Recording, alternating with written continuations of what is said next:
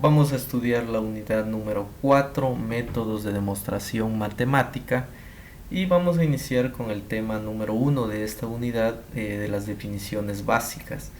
Para ver estos métodos de demostración matemática, pues necesitamos conocer algunas definiciones y eso es lo que vamos a estudiar en este tema.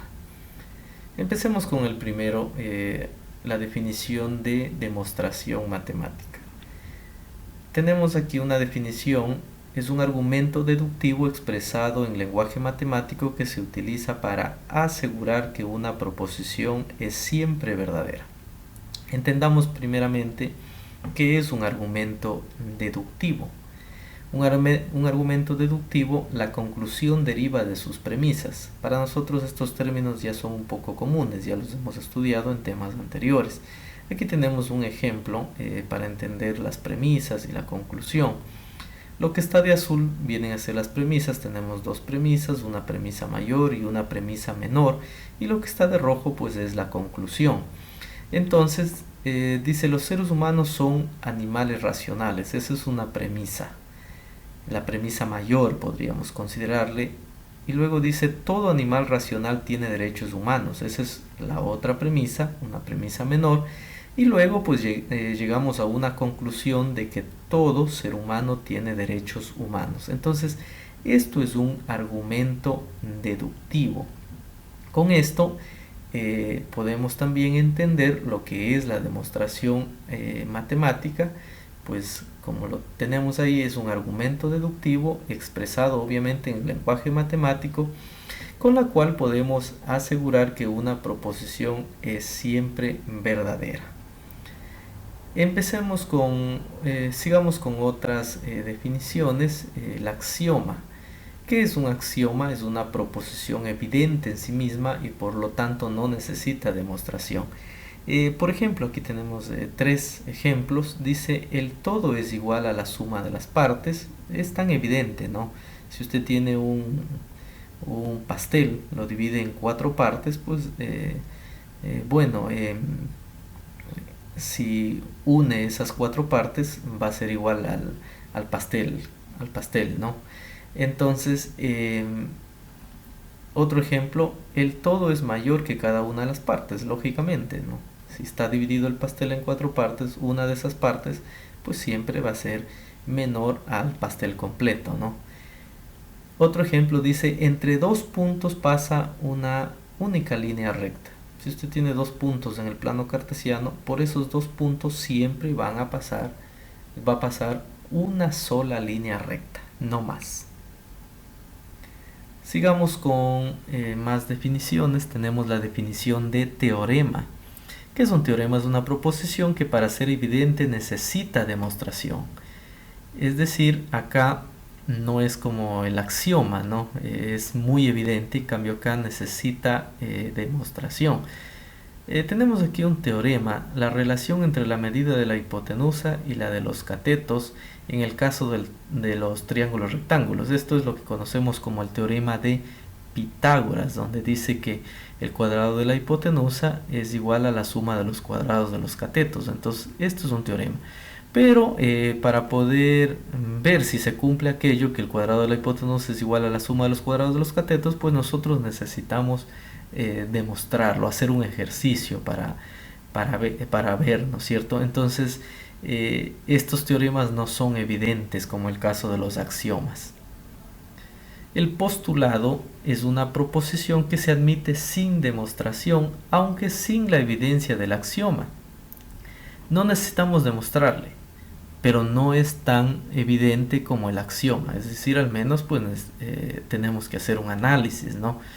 Y el ejemplo: dos puntos cualesquiera determinan un segmento de recta. Es decir, cuando yo tengo una recta y en esa recta ubico dos puntos cualesquiera, esos dos puntos pues me determinan un segmento, o sea, parte de la recta que tengo, ¿no es cierto? Entonces, pero no, esto no es tan evidente como el axioma, ¿no? Al menos necesito pensarlo un poco, necesito observar, imaginarme, ¿no? El lema es un teorema preliminar que sirve de base para demostrar otras proposiciones.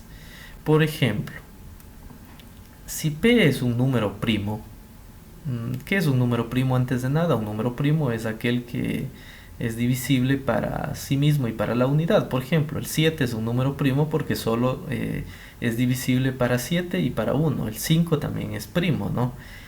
No confundirse con números impares. Por ejemplo, el 2 es un número primo. Bueno, el 2 es el único número par primo en este caso, porque es divisible para 2 y para 1. Pero bueno, tomemos un número primo P. Entonces, si P es un número primo, es el 7, y divide al producto es multiplicación de dos números enteros positivos. Seleccionemos dos números enteros positivos, por ejemplo, el 21 con el 2. Vamos a multiplicar 21 por 2, son dos números enteros positivos. 21 por 2 es 42, ¿no? Entonces, el número primo divide al menos a uno de ellos, ¿no? Dice que, vamos a ver de nuevo el ejemplo, si P es un número primo y divide al producto de dos números enteros positivos, o sea, si este 7 divide al 42, porque dije 21 por 2, 42, si este 7 divide al 42, entonces el número primo divide al menos a uno de los dos números. ¿Cuáles eran los dos números? 21 y 2, ¿no? Entonces, este 7 divide al 21, pues, ¿no? Entonces, el 7 divide al 42, ¿por qué? Porque al menos divide a uno de ellos, que en este caso es el 21. Continuemos. Corolario. Se utiliza para designar la consistencia de un teorema ya demostrado, sin necesidad de invertir esfuerzo adicional en su demostración. Por ejemplo, si tomamos el teorema de Pitágoras mismo, dice: la hipotenusa de un triángulo rectángulo tiene mayor longitud que cualquiera de sus catetos. Entonces, naturalmente la hipotenusa siempre es mayor que cualquiera de los catetos, de uno de los catetos, ¿no? Entonces, el corolario justamente es eso, se utiliza para dar mayor fuerza a un teorema que ya en este caso está demostrado, que es el teorema de Pitágoras. Sin embargo, esto no viene a ser un teorema, ¿no? Entonces no vamos a confundirnos corolario con teorema. Esto no es un teorema, es un corolario porque es parte de un teorema al momento en que decimos que la hipotenusa tiene mayor longitud que cualquiera de los catetos. El escolio, ¿qué es?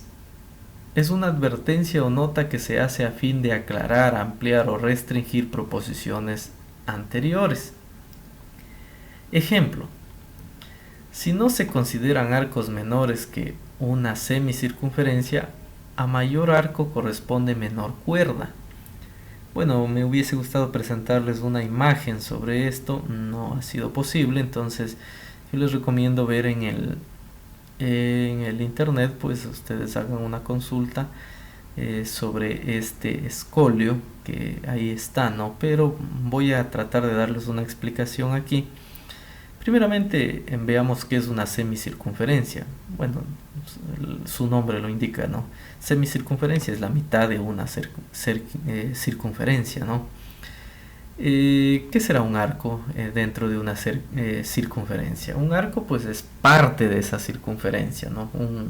Digamos, un segmento de esa circunferencia. ¿Y qué es la cuerda? Bueno, la cuerda es, si yo tengo un arco, o sea, una partecita de esa circunferencia, si yo uno los dos extremos con una línea recta, uno los extremos de ese arco, eso es lo que se llama cuerda, ¿no?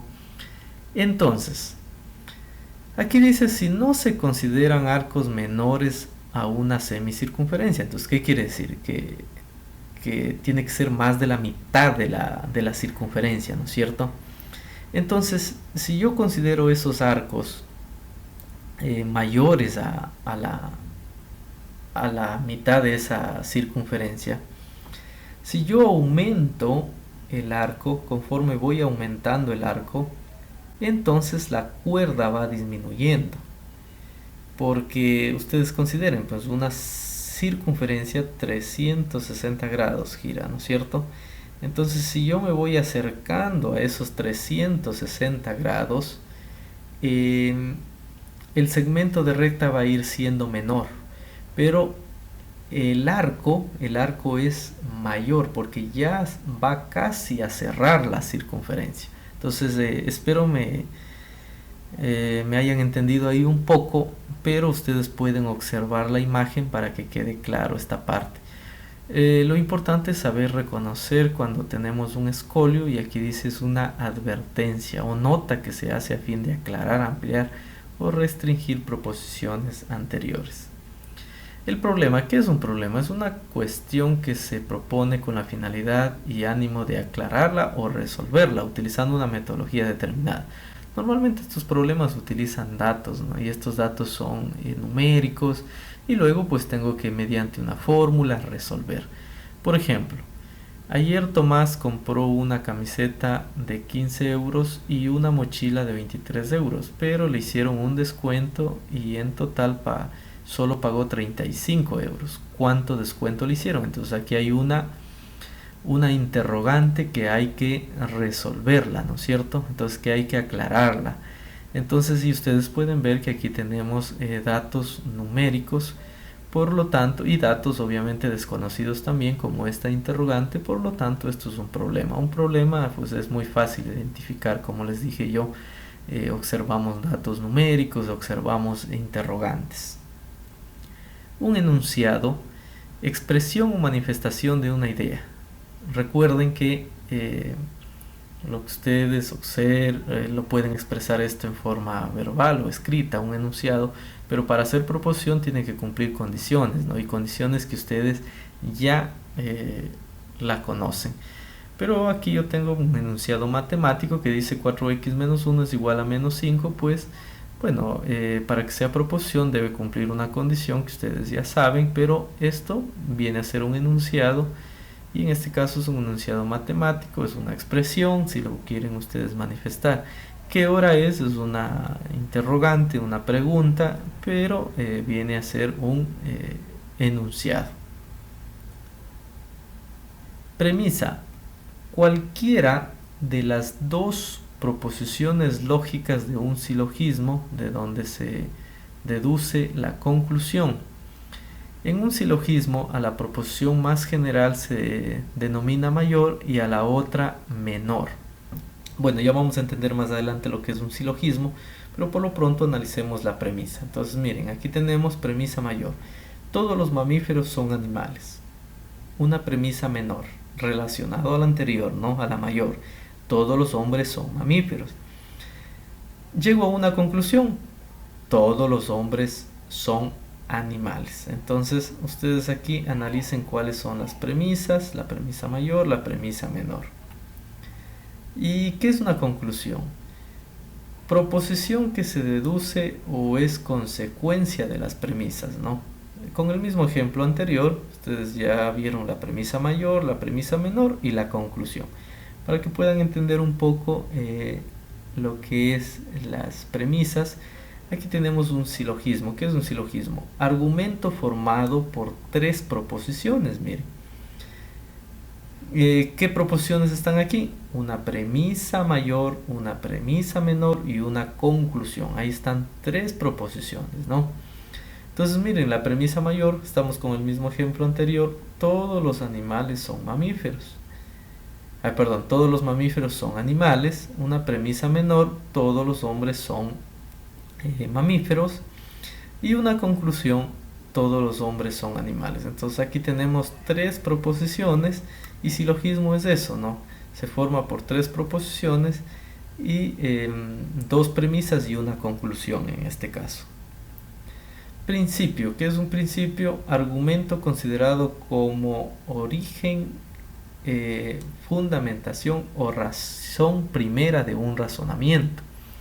Ejemplo, en días anteriores, en temas de la unidad 3, creo que fue, estudiamos el principio del tercer excluido, no sé si se recuerden. Entonces, que era en este caso para la disyunción, ¿no? La disyunción, donde decía o bien P es verdadera o bien su negación no P lo es, ¿no? Entonces, cuando yo tengo P o no P, pues bueno, quiere decir que voy a tener dos valores diferentes. Si la una es verdadera, la otra será falsa. O si la primera es falsa, pues en este caso su negación será verdadera. Entonces, entre dos proposiciones que juntas forman una contradicción, o sea, una misma proposición, pero están en contradicción, no hay una tercera posibilidad. La tercera está excluida, por eso se llama principio de tercer excluido, ¿no?